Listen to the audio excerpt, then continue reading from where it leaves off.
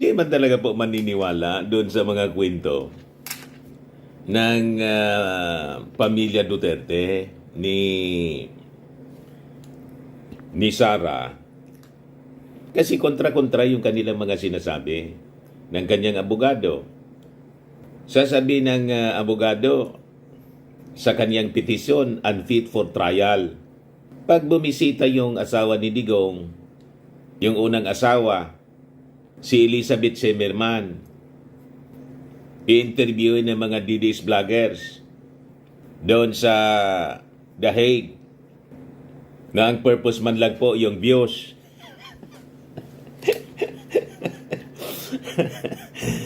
Para mataas yung revenues, mga kababayan. Ini-exploit nila yung mga interviews kay Sara, kay Elizabeth Semerman, sa pamilya Duterte. Ang purpose man lang nila, mataas yung views. Kasi matik, share ng share yung mga DDS. So mataas yung engagement, mataas yung views, mataas yung revenues. Yun man lang ang purpose ng mga DDS vloggers. Wala silang pakialam kung ano yung sasabihin kasi yun ang gustong-gusto ng mga followers nila. Yung dumaldal na hindi pinag-iisipan yung kanilang idol.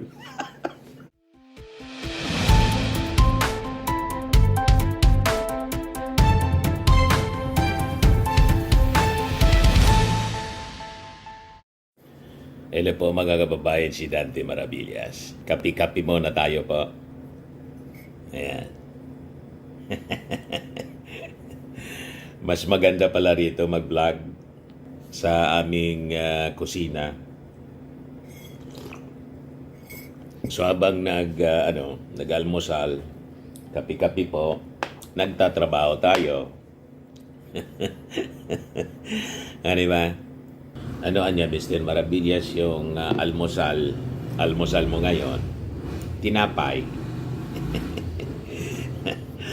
Tinapay at saka siyempre may palaman. Pero maganda, dinodot-dots lang sa kape. Nakita ko ito sa ating Pangulong Bongbong, dinodot-dot sa kape yung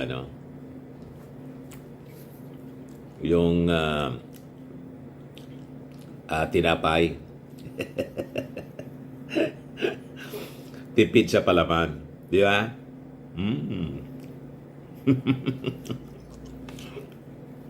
Masarap.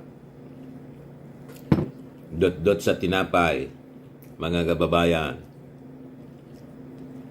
Parang may palaman na rin.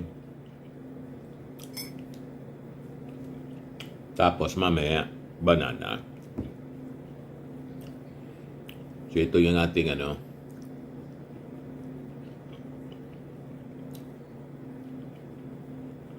yung ating almusal. Ganito lang yung aming almusal, kasimple kasi madali lang siyang i-prepare. Kasi lagi tayong busy po, mga kababayan. Kaya dapat yung mga madalian lang. Kuha tayo ng palaman para lalong ganahan tayo. Konsya. Tawag dito. Creamy peanut butter. Di ba?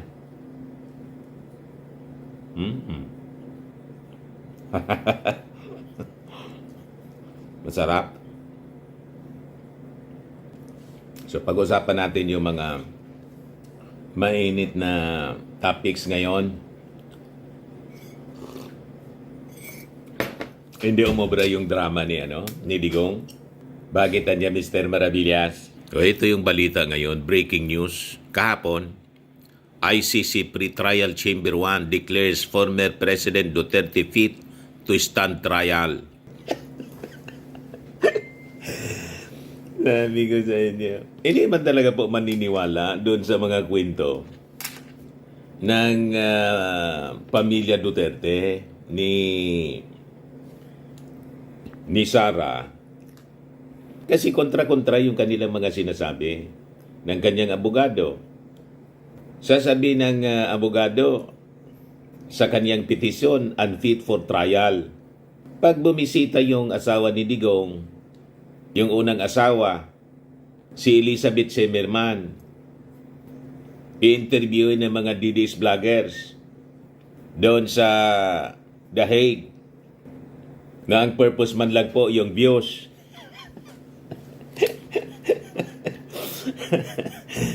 Para mataas yung revenues, mga kababayan. Ini-exploit nila yung mga interviews kay Sara, kay Elizabeth Semerman, sa pamilya Duterte.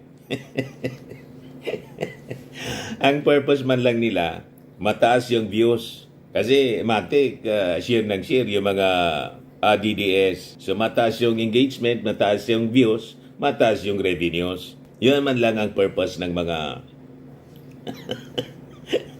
DDS vloggers. Wala silang pakialam kung ano yung sasabihin kasi yun ang gustong-gusto ng mga followers nila. Yung dumaldal na hindi pinag-iisipan yung kanilang idol. Di ba? Si Sara. Tapos pag na-interview, sasabihin ni Sara, pag kinumusta ng mga vloggers, okay man na niya. Maganda niya yung nakausap ko niya, kinumusta niya si kung sino ang kinukumusta. Yan ang mga kwento. Patian niya kayo. Yung Pilipinas, kinukumusta. Nakikibalita sa politika. Di yun mismo, si pinapapakinggan mga kababayan ng mga judges. Ang akala nila, hindi naintindihan. Siyempre, may mga interpreter yan. Ano niyan sinasabi? Sige pa interview. Okay man daw niya. Nakausap mismo. Then other than that, siyempre, sinailalim po sa medical examination. Hindi pwede yung narrative nila, mga kababayan, yun ang paniniwalaan. Kaysa sa doon sa result ng medical examination, kay Digong, mula sa mga experts na pinili mismo ng ICC, hindi yung mga medical experts na pinili nila. Ang gusto nila, sila yung pumili. Pwede ba yun? Siyempre, magiging bias yun. Kung sila yung pumili ng doktor, sila yung pumili ng mga medical experts para mag-examine kay Digong. Siyempre, kasi bayad nila yon. Kasabwat. Hindi pa umubra yung drama. Dagdagan pa ng mga interview kay Sara at saka sa nanay at saka kay Kitty. Ang sinasabi, okay man na niya. Kinukumusta ng mga DDS vloggers ng intensyon, revenues.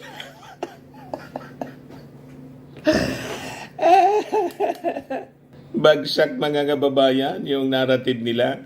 Hindi umubra mga kababayan yung kanilang kwento. Kwentong kasinungalingan kasi. Sarap nitong kape.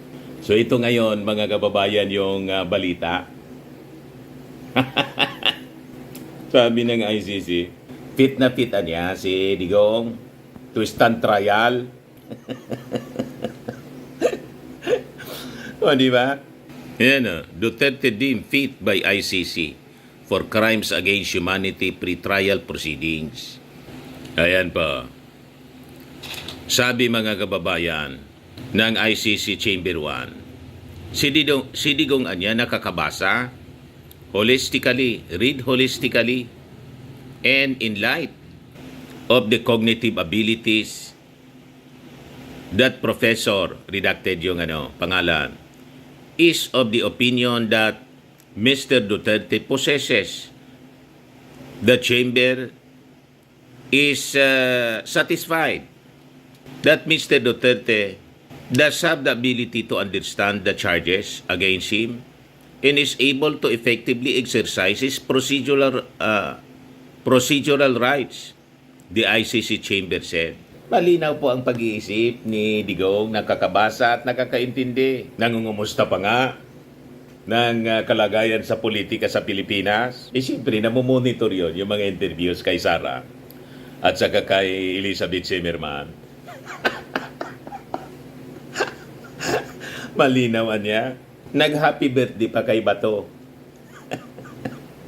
At may advice pa, mga kababayan kay Bato sa latest na interview kay Sara Duterte. Ano sabi ni Sara? Ang minsay kay Bato, nang interview si Sara, ang minsay daw ng kanyang tatay, magpakatigas ka niya na parang sintigas ng bato.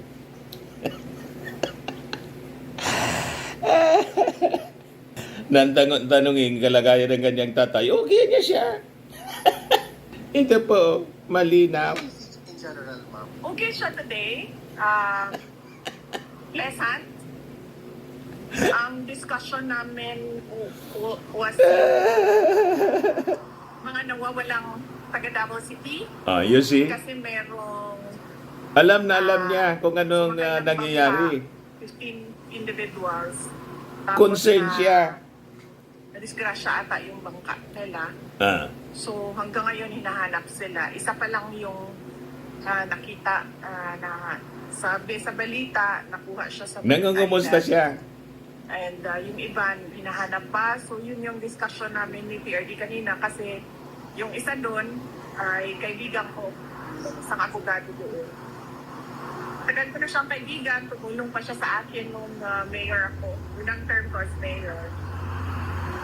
Kaya nagpapahamak po yung isa naman, sa kanyang anak tatay, na yung kanyang pumatay anak sa mismo, kaibigan ng nanay si ko. Sara, So, medyo daldal ng malungkot daldal. ang Davao City ngayon dahil Kasi interview din niyang marami interview yung missing and syempre yung kanyang mga pamilya nila, supporters, mga nalulungkot, vloggers, for nag-aalala, views, for revenues. natatakot. Kaya yun yung pinag-usapan namin ni PRD kanina. Si Sara, hindi man yata ito nakikinig sa mga advice ni Kaufman. Kasi feeling niya, Vice Presidente niya ako at ako nagbabayad sa iyo. Ba't naman makikinig ako sa sa mga sinasabi mo? Sasabihin ko kung anong gusto kong sabihin. Feeling niya, nasa Pilipinas siya.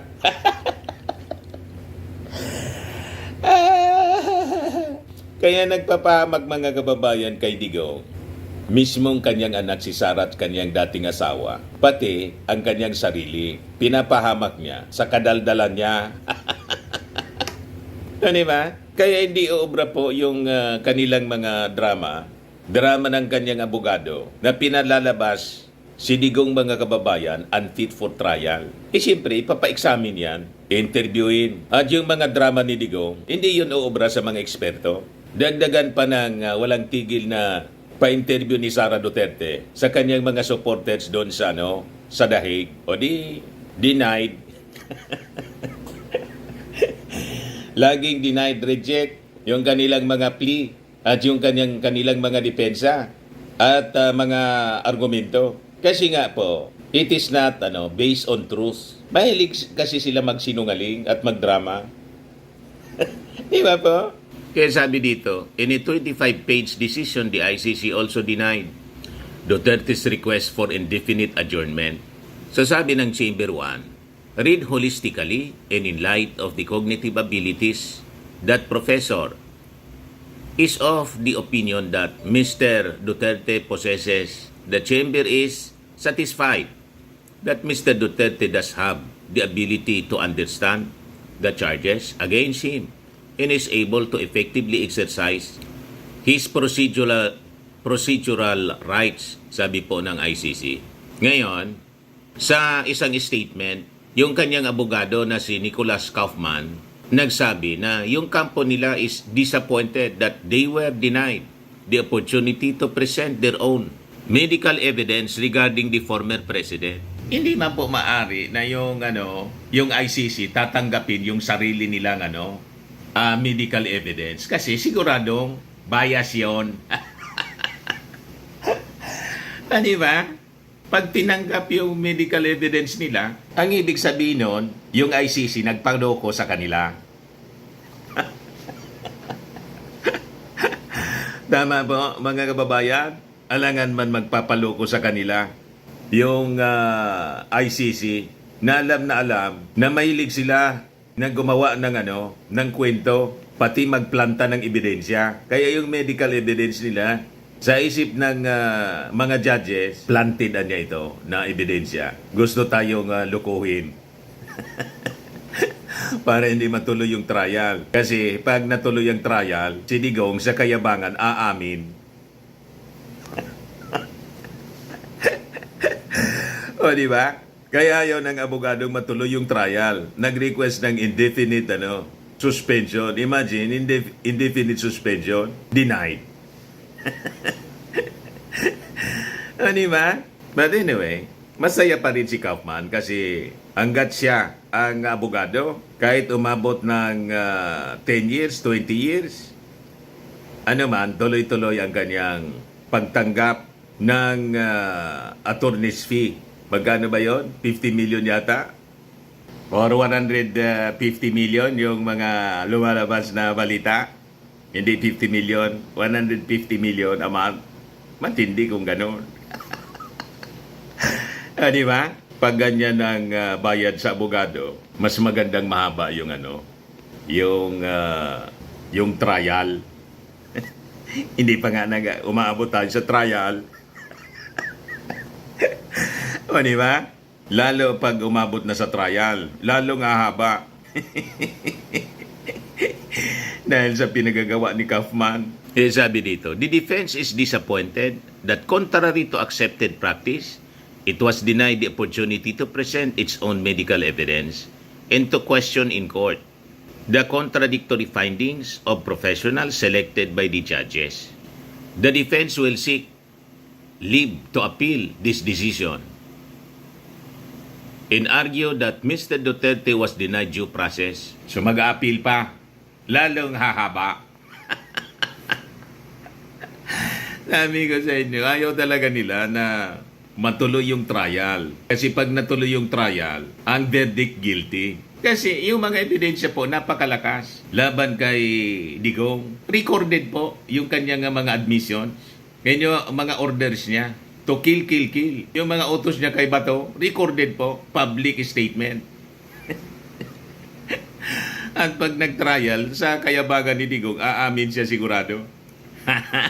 Tulad ng ginawa niya po sa hearing ng Congress. Umamin siya mismo. Itinuro pa nga si Bato. Yan na niya, si Bato. Death squad din niya.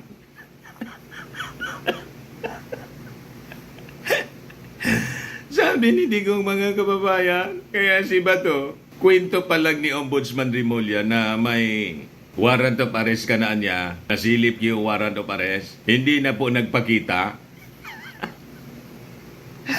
Nag-resume yung session ng Senado kahapon, Monday. Hindi pa rin nagpapakita si Bato, pero nakapirma, mga kababayan, doon sa minority report ni Marcoleta at saka ni Amy Marcos.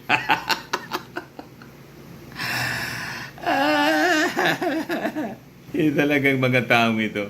So with that, the chamber scheduled the commencement of the confirmation of charges hearing on February 23, 2026. Meanwhile, the chamber said it is clear that one expert concluded that there is no reason why Duterte would lack functional mental capacity to understand the charges.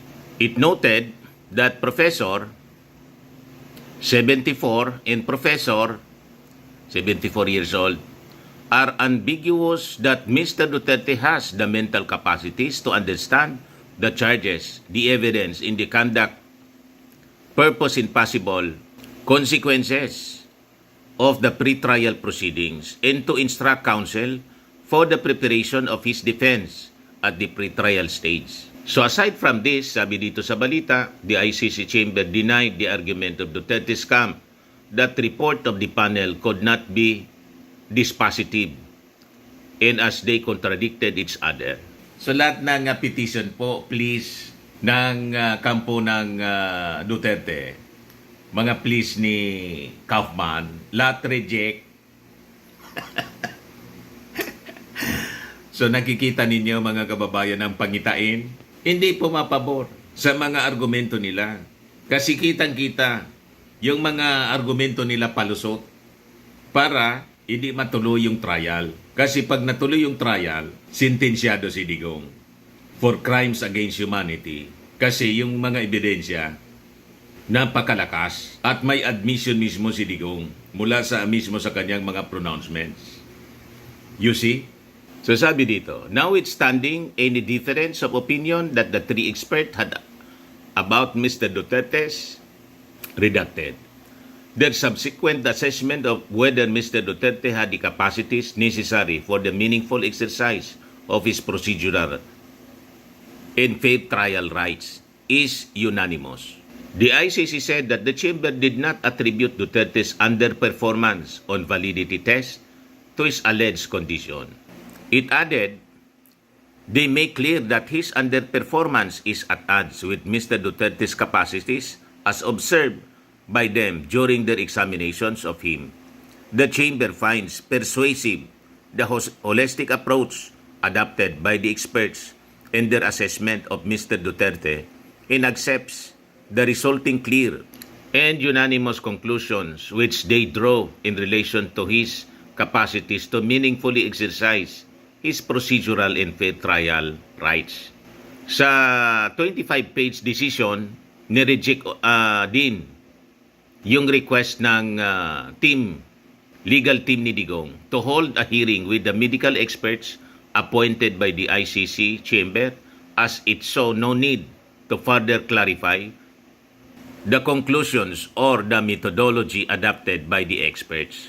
This is because the procedure adopted by the chamber is in order to resolve the issue of Mr. Duterte's fitness has been abundantly fair and that there is a concurrent need to proceed as expeditiously as the demands of fairness require and allow. Meanwhile, the Duterte Panagutin Network Europe welcomed the ICC's decision to proceed with the pretrial proceedings against Duterte as a significant step forward to exact accountability. By setting the confirmation of charges hearing on February 23, the ICC is sending a clear message that justice cannot be indefinitely delayed. Sabi po ni Ikay Enriquez, the convener of Duterte Panagutin Network sa Europe. So yan mga kababayan, tuloy na ang pretrial proceedings kay Digong. Kasi laging reject lahat ng petition niya. Lahat ng petition ni Kaufman, reject. At tingin natin, hanggang sa huli, reject. Di ba? Dapat niya kasi Mr. Maravillas, di ba? Sabi ng mga supporters ni Digong, tanggalin na si Kaufman. Kahit papalitan si Kaufman, mga kababayan, kumuha sila ng ibang abogado. Ganun pa rin kasi ang katotohanan po, hindi man po mababago. Di ba? Kung ano yung nangyari na totoo, yun ang makikita ng mga judges ng ICC. Hindi po mobra yung acting ni Digong at ng kanyang pamilya. Kasi po, malinaw, ang ICC hindi pwedeng makuha sa drama. At malamang sa malamang, na panood na rin ng ICC yung mga paghamon ni Digong. Na handa siya na harapin ang ICC at handa siyang mabulok pag na-found guilty daw siya. Handa siyang mabulok for all time. Yan ang sabi ni Digong po. Ito yung pag-iabang ni Digong sa Quadcom. These days, the ICC will come. Will you voluntarily submit yourself? Sipain ko pa sila, ma'am. But you said a while ago that if somebody will sponsor your fare to the ICC, you will voluntarily submit yourself to their investigation and jurisdiction. Yes. No, Pero kung sila di ba? mapunta dito, sipain ko. But will you confirm that you are willing to submit voluntarily yourself to ICC? Punta ko doon, sipain ko rin sila. Sipain daw niya, mga kababayan, yung ICC. Ito pa. Tatanong ko na lang diretso, Mr. Chair. Yung former president ba ay willing na mag-cooperate sa investigation sa ICC? Kaugnay dito? ICC, ma'am. I'm asking the ICC to hurry up. And if possible, they can come here and start the investigation tomorrow. This issue has been left hanging for so many years. Matagal, ma'am. Baka mamatay na ako, hindi na nila ako maimbestiga. So I'm asking the ICC through you na pagpunta na sila dito bukas umpisahan na nila ang investigation. And if I am found guilty, I will go to prison and rot there for all time. Kaya hindi obra po yung mga argumento ni Kaufman. Kasi sigurado, itong mga clips na to, mga kababayan, sa Quadcom investigation, mga video clips, pinorward na po ng mga complainants sa ICC at napanood na ng mga ICC judges kung paano magyabang si Digong.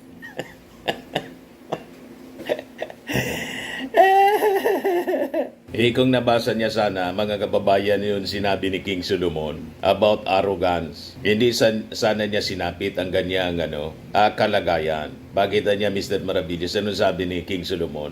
Sabi ni King Solomon sa Proverbs 16:18, "Pride goes before destruction, and an haughty spirit before a fall." Diba? Malinaw? Yun ang nangyari, mga kababayan, kay Digong. At yun din ang mangyayari kay Sara because of her arrogance. Diba? Ano pa sabi ni King Solomon sa Proverbs 16:5, mga kababayan? "Everyone who is arrogant in heart is an abomination to the Lord. Be assured he will not go unpunished." Yun din ang nangyari kay spiritual advisor ni Digong, isa ding mayabang si Kibuloy.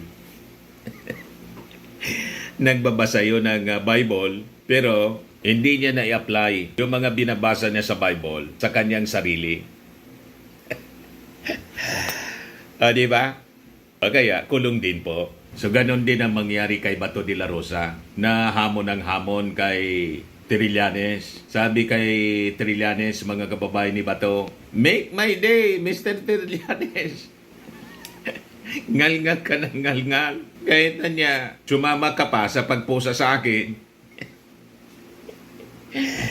Hindi na po nagpapakita, mga kababayan. At by June yata, plano ni Trillanes na mag-file ng ethics complaint para matanggal si Bato de la Rosa bilang senador kasi sumusuweldo siya, hindi nagtatrabaho. You see? Kaya sabi ng mga netizen, sabi ni Lindayag Santiago, "It did not work, Kaufman.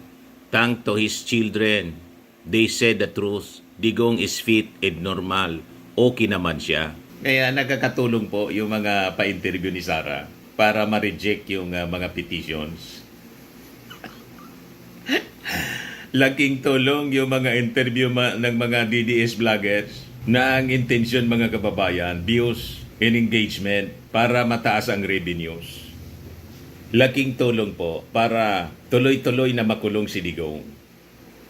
At hindi pagbigyan yung mga petitions tulad ng unfit for trial. Kasi sa bawat interview, doon nalalaman ang totoong kalagayan ni Digong.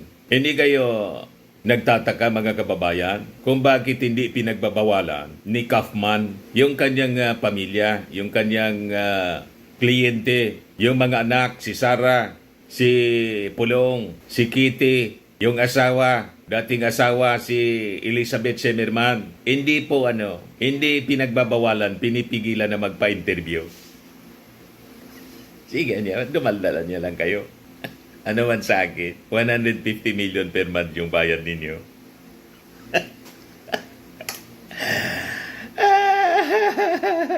Ayaw na ninyong tumigil sa kakapa-interview. Sige, gawin lang ninyo. Ang kada pa-interview nila, nilalaglag nila yung kanilang tatay. Binobuking, mga kababayan, ang kalagayan. Yung mga argumento tuloy, hindi dumadalab.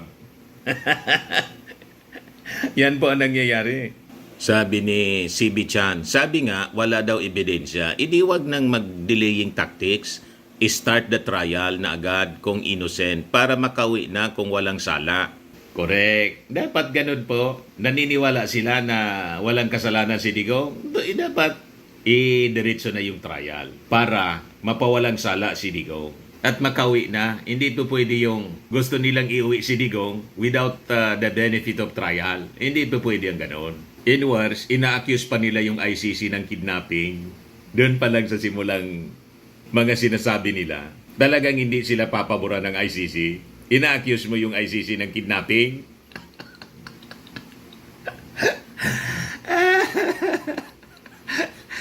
Saan ka nakakita ng ICC? Naglabas ng warrant of arrest. Ang tingin nila sa warrant of arrest at pag-aresto, kidnapping daw. Doon pa lang po, bagsak na. Talagang hindi sila papaboran, mga kababayan.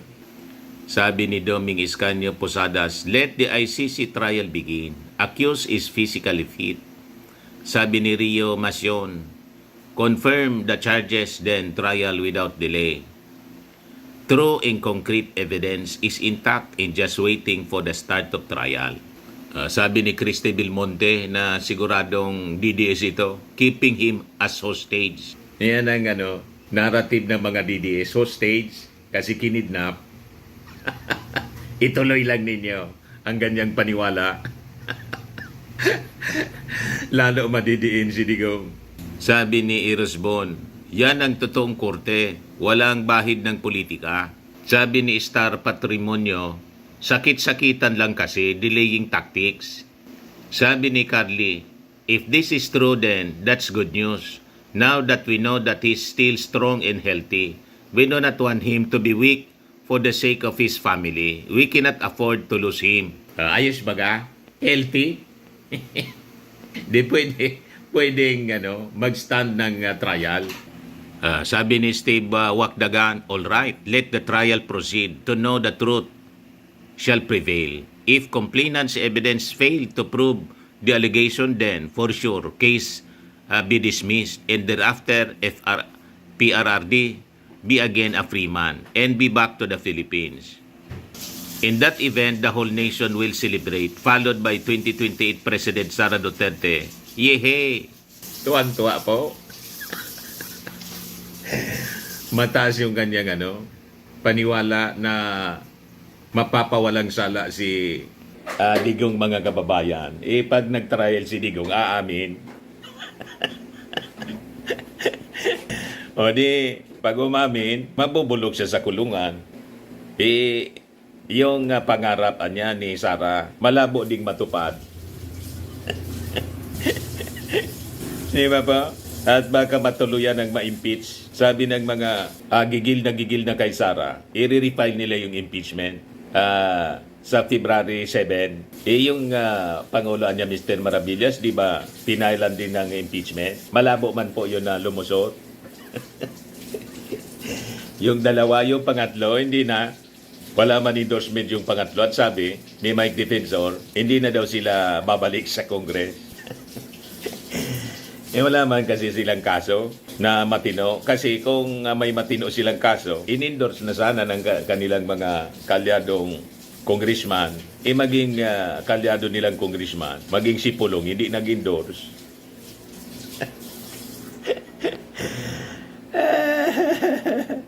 Nakita na ninyo? Lahat lang pasikla, mga kababayan. Sabi ni Dennis Nabal, gusto naman niya yan, di ba? Naghamon pa nga dati Yun nga po.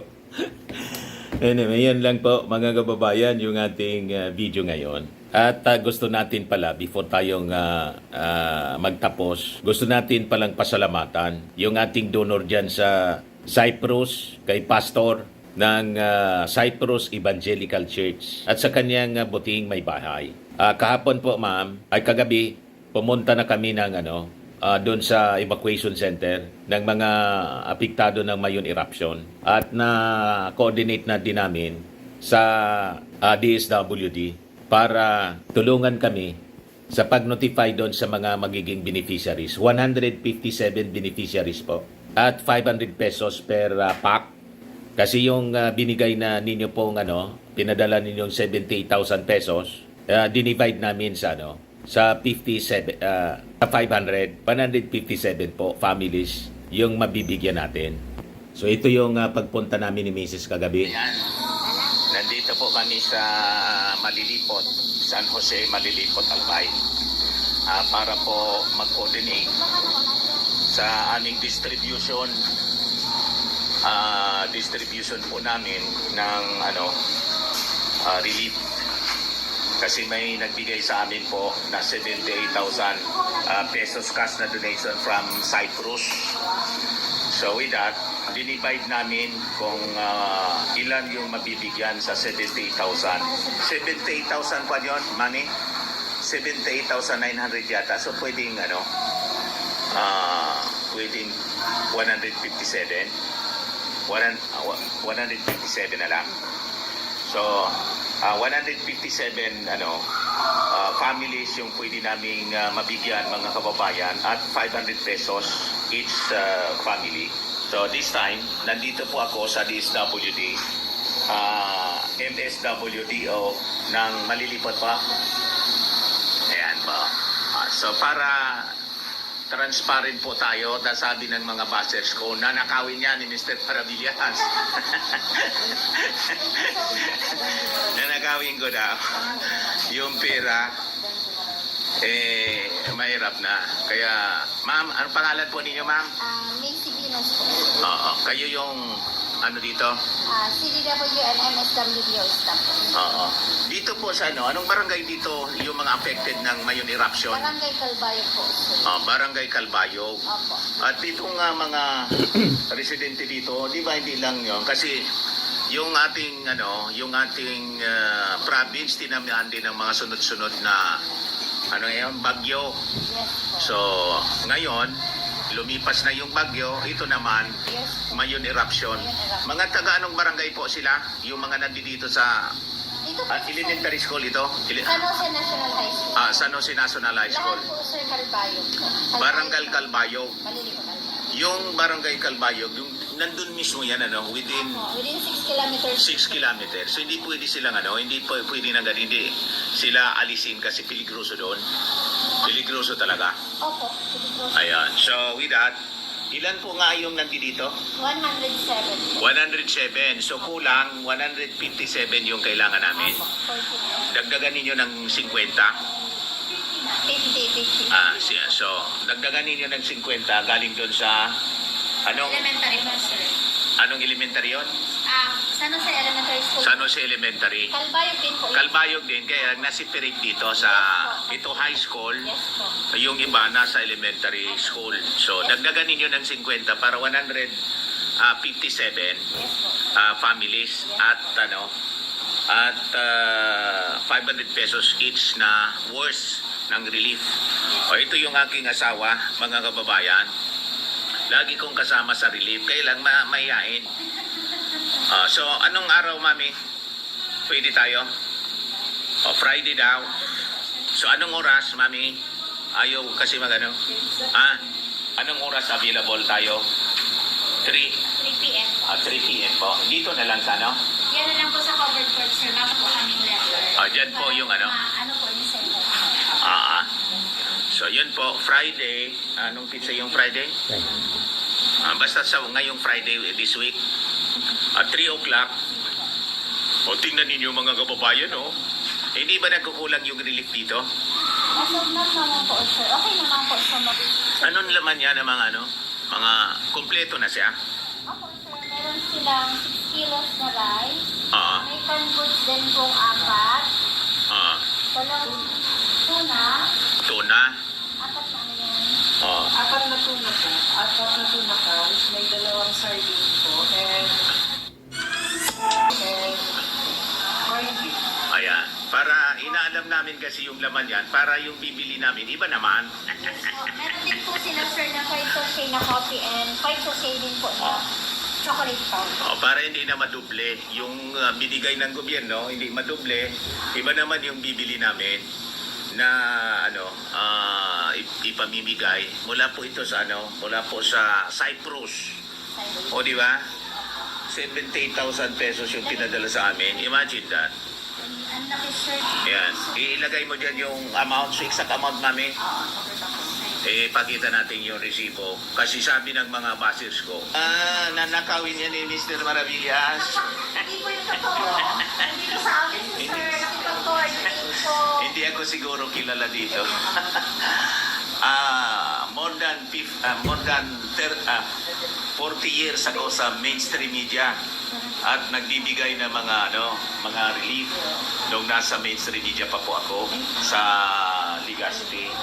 Kaya nagtitiwala sa atin yung ating mga kababayan sa buong Albay, sa buong Bicol, in this time, all throughout the world, mga OFW na. So yan po. So, nagpasalamat na si... Anong pangalan mo, sir? Sir Christian Vilalo. Oh, sa lahat- MSWDS staff. MSda. Kayo, ma'am? Tingnan po sa MSWDO po. So, 24 oras kayo dito. Talaga. Hanggang 10 p.m. Hanggang 10 p.m. sarado na. Ang importante na distribute na yung mga ano. Yes po. Ayan. Before safe na din yung mga Before man po kami umuwi, Umuwi. i-make sure niyo po na kung nagpaparelease kami, may release. Na-release na lahat. Ayan.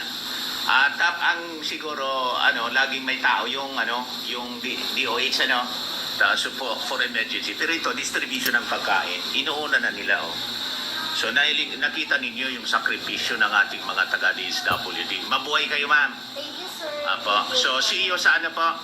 See you on Friday. Sa Friday, Yes. 3 o'clock. Opo. Ayan, sa San Jose Elementary School. National High School pala. Ito yung aking ito yung siya yung aking treasurer. Hindi ako nagdi-decision, ma'am, kung walang approval sa kanya. Siyempre, siya yung mamamalingki. Yes po. Tama. Siya yung mag-grocery. Pupunta doon sa Ang babae po ang marunong mag-budget. Opo.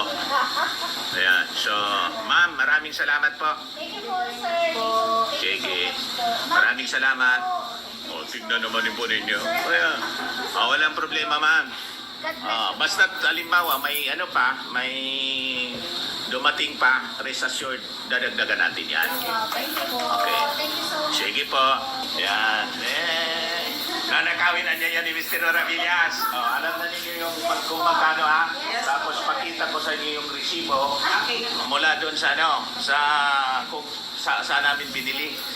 Kung sa ISIM makikita ninyo yung resibo. Thank you. Sige pa. Thank you so much. Ayan pa, mga kababayan. Para hindi tayo ma-accuse ng pagnanakaw. Di ba, mga kababayan? Yung mga evacuees, nandiyan dyan po. Andito yung mga yung mga evacuees. Punta natin yung mga evacuees. Mga kababayan. Mga evacuees po kayo, taga Calbayog kayo? Paalam namin sa inyo sa sa Friday 3 o'clock may relief operation kami rito para sa inyo. Okay po. Yan nandiyan sa tingnan namin yung mga evacuees. Lahat sila mga evacuees nandito po. Mga kababayan, tingnan natin. Tingnan natin yung kalagayan nila. Ay sir, evacuee ka rin. Yan, taga Calbayog.